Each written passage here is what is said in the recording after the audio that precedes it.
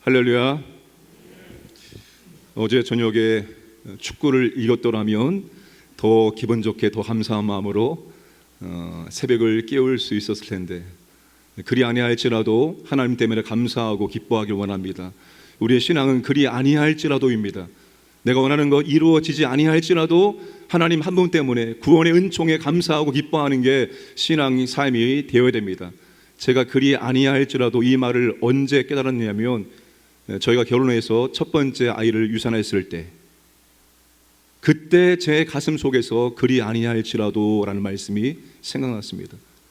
그때 유산될 때 상황은 아내가 안양에서 유치부 전도사로 굉장히 열심히 사역하고 있었습니다. 성경 학교를 준비하냐고 금요일에도 철야하고 그렇게 하던 중에 그렇게 유산이 되었습니다. 그때 참 그 순간 떠올랐던 단어가 그리 아니하실지라도 였습니다. 이것이 바로 그리 아니하실지라도이구나. 슬픔이 임하고 내가 원하는 것들이 이루어지지 않을지라도, 생각하지 못한 고난이 올지라도 그리 아니하실지라도 하나님의 찬양한 것이 바로 하박국 선지자의 그 노래였구나 하는 것을 깨닫게 되었습니다. 그리 아니하실지라도 하나님 때문에 기뻐하고 감사하기를 주님의 이름으로 축복합니다. 수사학이라는 학문이 있습니다. 영어로 레토릭입니다. 수사학은 설득의 수단으로 문장과 언어의 사용법, 특히 대중 연설의 기술을 연구하는 학문입니다. 우리가 일반적으로 말을 배우지 않습니다. 글 쓰는 방법을 배우지 않습니다. 아나운서나 성우나 배우들 같은 경우에는 이러한 말하는 법을 배우지만, 우리 일반 사람들은 말하는 배움을 배우지 않습니다. 그런데 바울이 활동했던 그 시대는 이 수사학이 굉장히 발달되었고 인기 있었던 학문입니다. 말하는 기술, 글을 쓰는 기술을 직접 배웠습니다. 그 당시는 여러분 철학자들이나 대중 연설가들이 활발하게 활동을 했던 시대이기 때문입니다. 바울이 살고 있었던 고향 다소는 교육도시였습니다. 바울도 이 수사학이라는 학문을 공부를 했었을 것입니다. 바울은 그를 통한 논리와 설득의 대가였습니다. 글을 쓰는 타고난 능력을 바울이 갖고 있었습니다. 왜 바울에게 하나님께서 13개의 서신서를 기록하게 했을까요? 바울이 그만큼 글을 쓰는 능력이 뛰어났기 때문에 하나님께서 13개의 서신서를 쓸 수 있는 은혜를 베풀어 주신 것입니다. 고린도후서 11장 6절 보시면, 내가 비록 말에는 부족하나 지식에는 그렇지 아니하니. 내가 말에는 부족하지만 내가 지식에는 그렇지 않다. 이 지식은 글을 쓰는 능력을 다 포함하는 의미의 지식입니다. 이것은 바울의 대적자들도 인정했던 바입니다. 고린도후서 10장 10절, 그들의 말이 그의 편지들은 무게가 있고 힘이 있으나 그가 몸으로 대할 때는 약하고 그 말도 시원하지 않다 하니. 바울의 대적들이 바울을 볼 때, 바울은 여러분 최소한 3가지 질병을 몸에 달고 있었습니다. 그의 말은 어눌했습니다. 그럼에도 불구하고 그의 글은 능력이 있었고 힘이 있었다라고 대적자들이 말하고 있습니다. 그래서 바울의 서신서를 보시면 바울이 글 쓰는 방법, 바울의 글쓰기 패턴, 스타일들이 녹아져 있는 것을 확인할 수 있습니다. 대표적인 글이 바로 로마서입니다. 로마서는 한 편의 논문처럼 이 바울의 글쓰기 능력이 탁월하게 들어있는 서신서입니다. 에베소서도 마찬가지입니다. 오늘 본문 6장 10절에서 20절도 바울의 글쓰기 패턴이 녹아져 있습니다. 그래서 이 바울의 본문을 보시면 구문의 구조를 확인할 수 있습니다. 구조를 보게 되시면 전체 핵심이 무엇인지 알 수 있고, 그리고 서로의 관계를 살피는 데 도움이 될 수 있습니다. 10절부터 20절까지 세 부분으로 구분할 수 있습니다. 10절부터 13절, 강해지기 위해서 전신갑주로 무장할 것을 말하고 있습니다. 가운데 14절, 17절 6가지 전신갑주에 대해서 각각을 설명을 해주고 있습니다. 18절에서 20절 전신갑주를 무장한 이후에 항상 계속 해야 될 것이 무엇인지를 말합니다. 그것이 바로 기도입니다. 여러분이 6가지 전신갑주를 감싸고 있는 것이 강함과 기도입니다.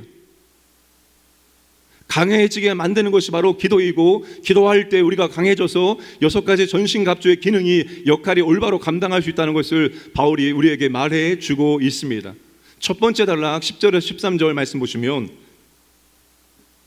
두 구절이 짝을 이루고 있습니다. 이것을 병행법이라고 부릅니다. 10절과 12절이 짝을 이루고 있고 11절과 13절이 짝을 이루고 있습니다. 표현의 스타일이나 내용에 반복되고 있습니다. 그렇게 쓰는 이유는 바로 보완하고 강조하기 위함입니다.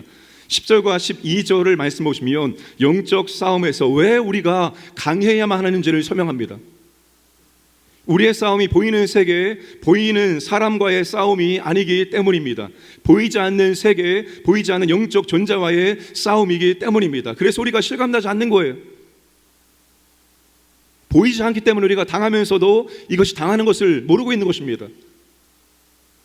우리가 악한 영들에게 사용되고 있음에도 불구하고 우리가 그것을 못 느끼고 있는 것입니다. 보이지 않기 때문입니다. 그래서 전적으로 하나님의 힘과 능력이 필요한 싸움이라고 바울이 우리에게 말씀을 하고 있습니다. 11절과 13절은 그러므로 해야 될 것과 그 목적을 분명하게 인지해야 한다는 것을 말씀하고 있습니다. 그러므로 우리가 하나님의 전신갑주를 입으라, 전신갑주를 취해라, 이것을 반드시 해야 한다는 것입니다. 우리가 전신갑주를 입고 취하는 목적이 무엇입니까? 마귀의 관계를 대적하기 위함입니다. 악한 날에 능히 대적하고 이 모든 싸움에서 승리한 이후에도 우리가 굳건히 서 있기 위해서 하나님의 전신갑주를 입을 것을 바울이 말해주고 있습니다. 예수님은 십자가의 죽으심과 부활로 사탄의 지배로부터 우리를 자유케 하셨지만 여전히 영적인 세력이 우리를 공격하고 있습니다. 우리는 예수님의 초림과 재림 사이, 이미와 아직 사이 긴장 관계 속에서 살고 있습니다.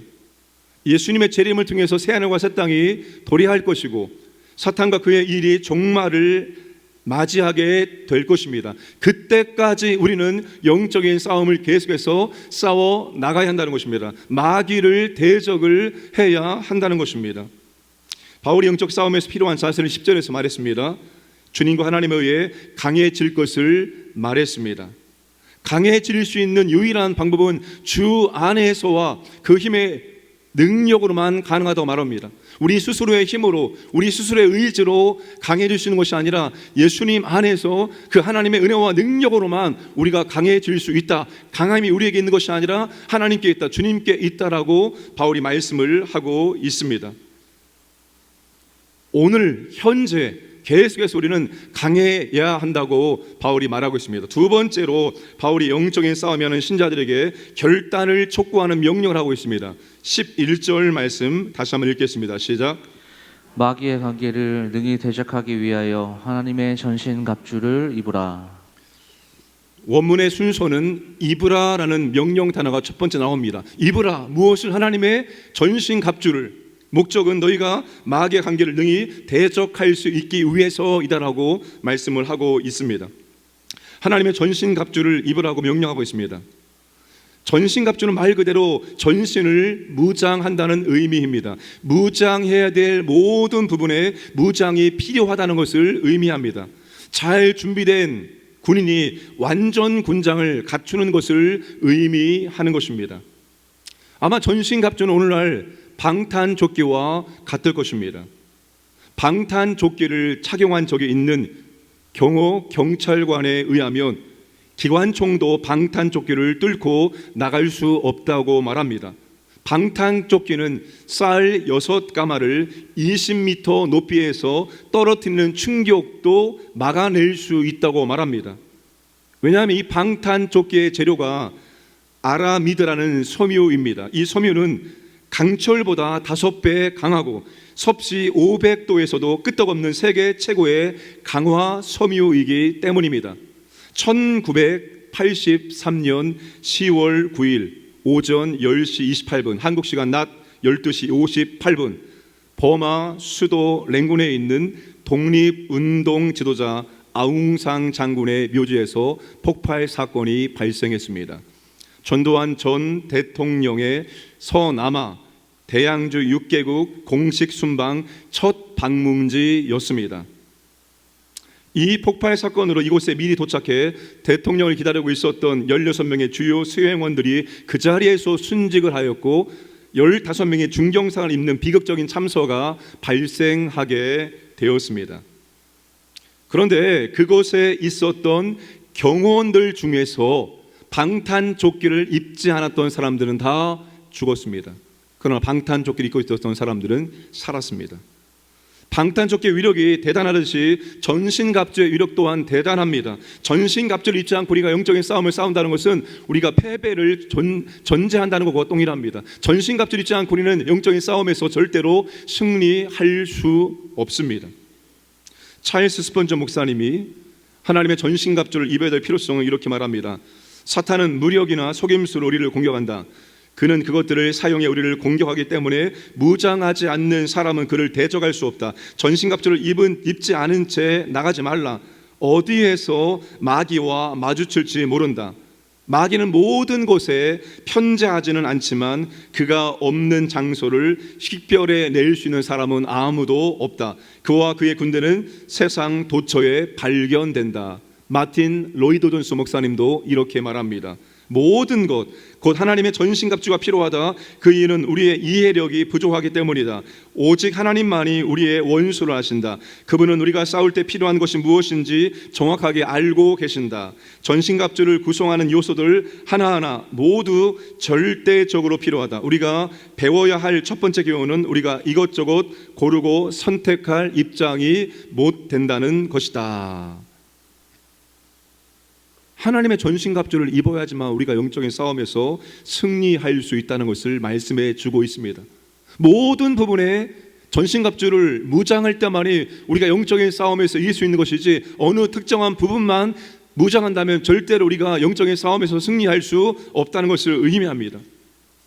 여러분, 하나님의 전신갑주가 무엇을 의미할까요? 오늘 좀 말씀을 찾아보면서 좀 성경적으로 이 말씀 풀어보겠습니다. 하나님의 전신갑주, 하나님에게 속한 하나님의 것, 하나님이 입으신 갑주를 의미합니다. 즉 하나님을 위해 디자인되었고 하나님 이미 착용하신 갑주를 의미합니다. 하나님의 전신갑주를 입는 행동은 영적으로 도덕적 자질을 갖추는 것을 비유합니다. 바울이 입으라는 이 말을 서신서 곳곳에 사용을 합니다. 바울은 그리스도 안에서 새 생활을 설명할 때 옷을 입다라는 표현을 사용을 합니다. 갈라디아서 3장 27절 함께 읽겠습니다. 누구든지 그리스도와 합하기 위하여 세례를 받은 자는 그리스도로 옷 입었느니라. 우리가 그리스도와 함께 그리스도로 세례 받을 때 이미 우리가 그리스도로 옷 입었다라고 바울이 설명을 하고 있습니다. 에베소 4장 24절 읽겠습니다. 하나님을 따라 의와 진리의 거룩함으로 지으심을 받은 새 사람을 입으라. 바울은 새 사람을 입으라는 말로 구원받기 이전의 삶과 구원받은 이후의 삶을 대조하고 있습니다. 골로새서 3장 12절 말씀 읽겠습니다. 그러므로 너희는 하나님이 택하사 거룩하고 사랑받는 자처럼 긍휼과 자비와 겸손과 온유와 오래 참음을 옷 입고. 바울이 우리가 입어야 될 것들이 무엇인고 하면 예수님의 성품 하나하나 다 우리가 입어야 될 옷이라고 설명을 하고 있습니다. 로마서 13장 12절 14절 읽겠습니다. 밤이 깊고 낮이 가까웠으니 그러므로 우리가 어둠의 일을 벗고 빛의 갑옷을 입자. 오직 주 예수 그리스도로 옷 입고 정욕을 위하여 육신의 일을 도모하지 말라. 자, 지금 바울은 그리고 성경 우리에게 옷을 입으라라고 말할 때 그리스도를 입으라고 말합니다. 그리스도의 성품 입으라고 말씀을 하고 있습니다. 그리스도로 옷 입는 것이 우리의 새로운 정체성이며 신자로서 살아가야 할 삶의 현실이기 때문입니다. 여러분, 우리가 경험하는 구원의 현실은 하나님의 옷을 온전히 갖춰 입는 것과 직접적인 관련이 되어 있습니다. 그것이 영적인 싸움을 위해서 무장하는 것을 의미합니다. 영적인 갑옷, 하나님의 전신갑주를 입는 것과 그리스도의 옷을 입고 그리스도 안에서 새로운 삶을 살아가는 것은 서로 필연적인 관계를 맺고 있는 것입니다. 이것은 절대로 분리될 수 없는 것입니다. 하나님의 전신갑주를 입는다는 것은 우리가 예수님의 삶과 예수님의 인격을 덧입는 것입니다. 예수님의 인격, 예수님의 삶을 우리가 덧입는 것이 바로 하나님의 전신갑주를 입는 것과 같습니다. 왜냐하면 이 하나님의 전신갑주 이 6가지가 바울이 만들어낸 개념이 아니기 때문입니다. 바울이 이 개념을 어디에서 가지고 왔냐면 구약 성경에서, 특별히 이사야서 있는 말씀에서 이 개념을 가지고 와서 설명을 하고 있습니다. 구약에서 메시아이신 그리스도를 자기 백성을 위해 영적 싸움을 싸워 승리를 거둔 위대한 전사로 그렇게 설명을 하고 있습니다. 이사야 11장 4절과 5절 함께 읽겠습니다. 공의로 가난한 자를 심판하며 정직으로 세상에 겸손한 자를 판단할 것이며 그의 입에 막대기로 세상을 치며 그의 입술의 기운으로 악인을 죽일 것이며 공의로 그의 허리띠를 삼으며 성실로 그의 몸의 띠를 삼으리라. 진리의 허리띠는 무엇인가 하면 메시아적 왕이 몸에 두른 띠입니다. 이사야 59장 17절 읽겠습니다. 공의로 갑옷을 삼으시며 구원을 자기의 머리에 써서 투구로 삼으시며 보복을 속옷으로 삼으시며 열심을 입어 겉옷으로 삼으시고. 이 메시아적인 왕이 의의 호심경과 구원의 투구를 착용을 했습니다. 이사야 52장 7절입니다. 좋은 소식을 전하며 평화를 공포하며 복된 소식을, 좋은 소식을 가져오며 구원을 공포하며 시온을 향하여 이르기를 내 하나님이 통치하신다 하는 자의 산을 넘는 발이 어찌 그리 아름다운가. 복음을 전할 채비를 한 발은 메시아 왕국의 도래를 선포하는 자들의 발을 의미합니다. 창세기 15장 1절입니다.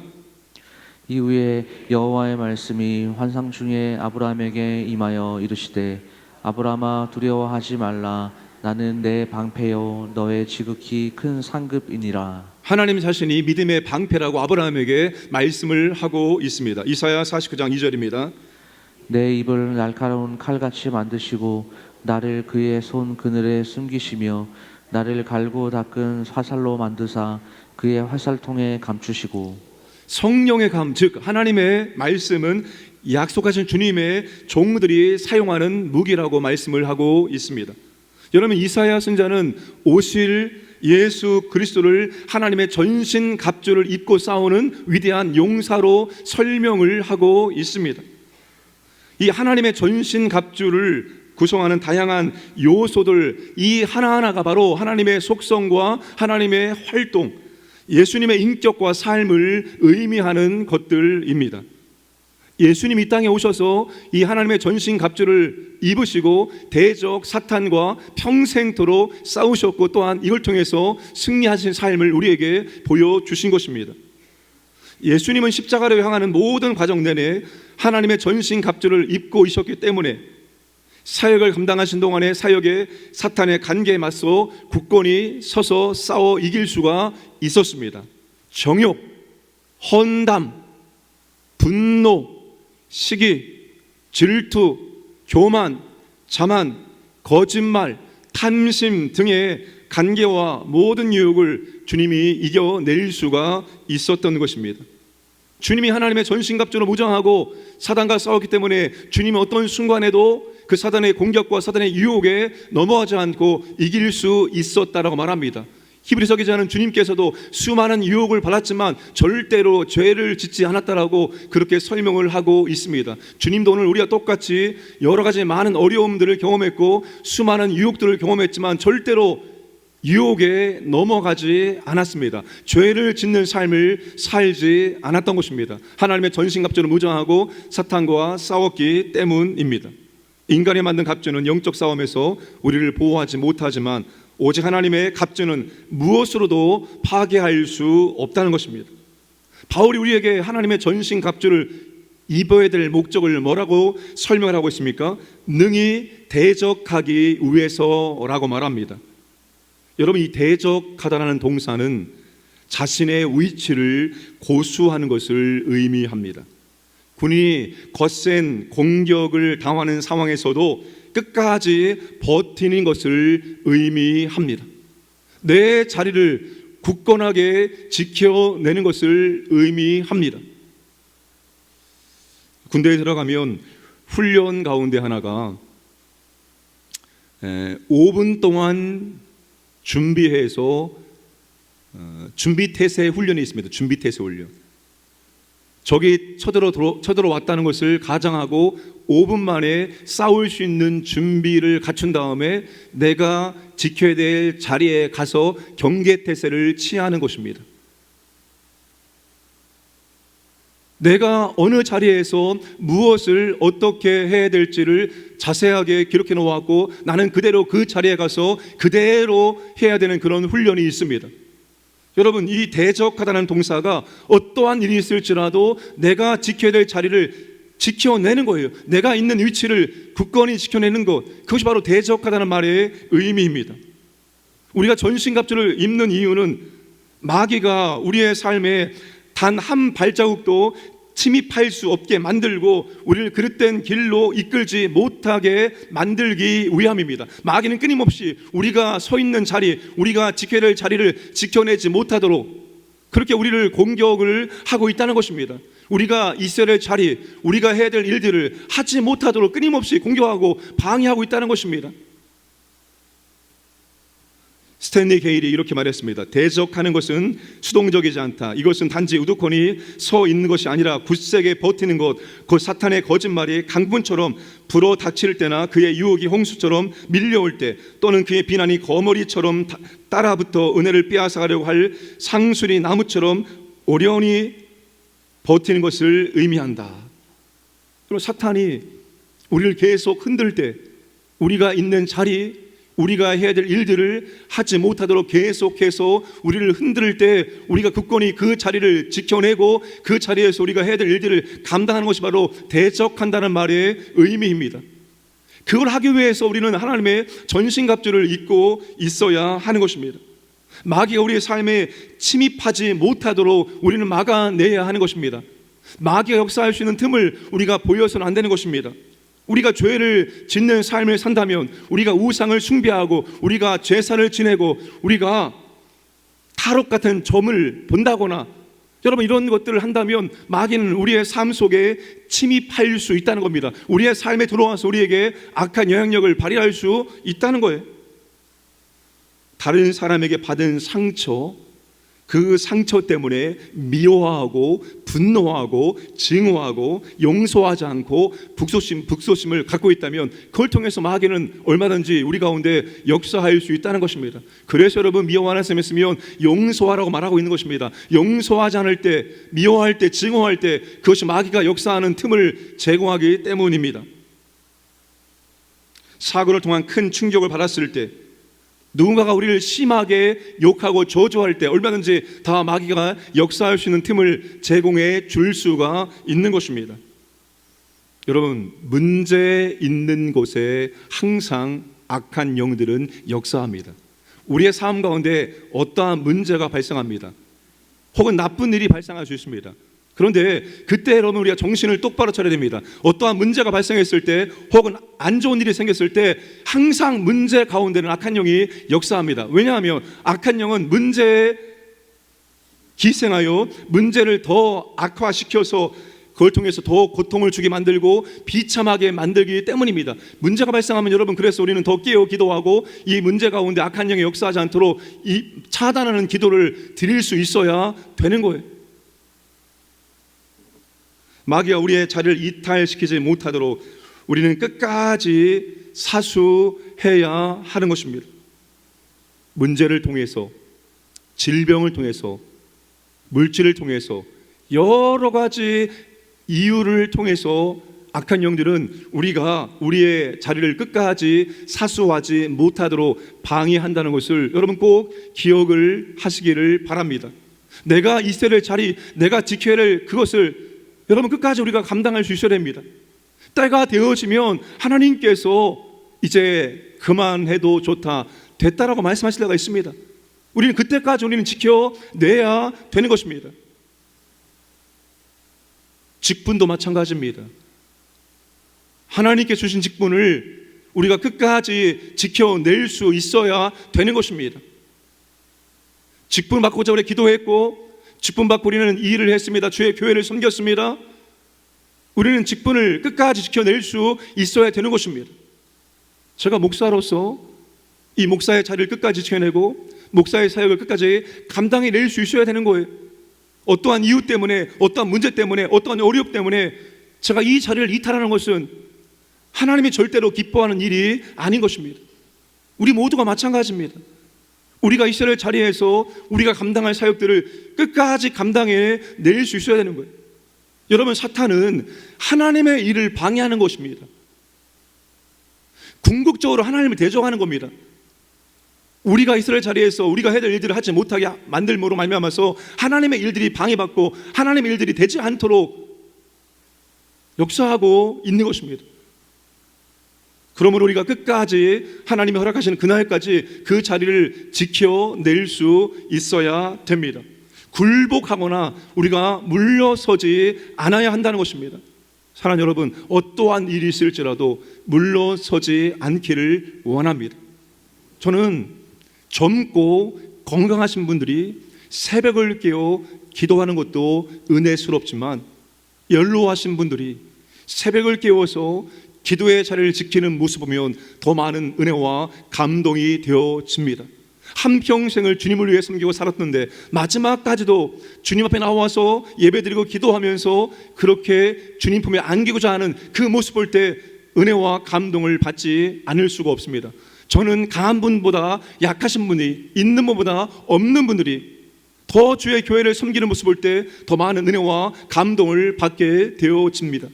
여러분, 강한 자보다도 약한 자가 더 많은 은혜와 감동을 준다는 것을 여러분 기억하시길 바랍니다. 있어서 헌금을 드리는 것보다 없는 가운데 헌금을 드리는 그 손길이 더 은혜되어지고 더 감동이 되어지는 거예요. 그러니까 여러분, 우리가 부족하더라도, 우리가 힘들더라도, 여러 가지 어려운 역경이 있을지라도 하나님께서 허락하신 그 자리, 하나님 맡겨주신 그 일들을 우리가 끝까지 감당해 낼 수 있기를 주님의 이름으로 축복합니다.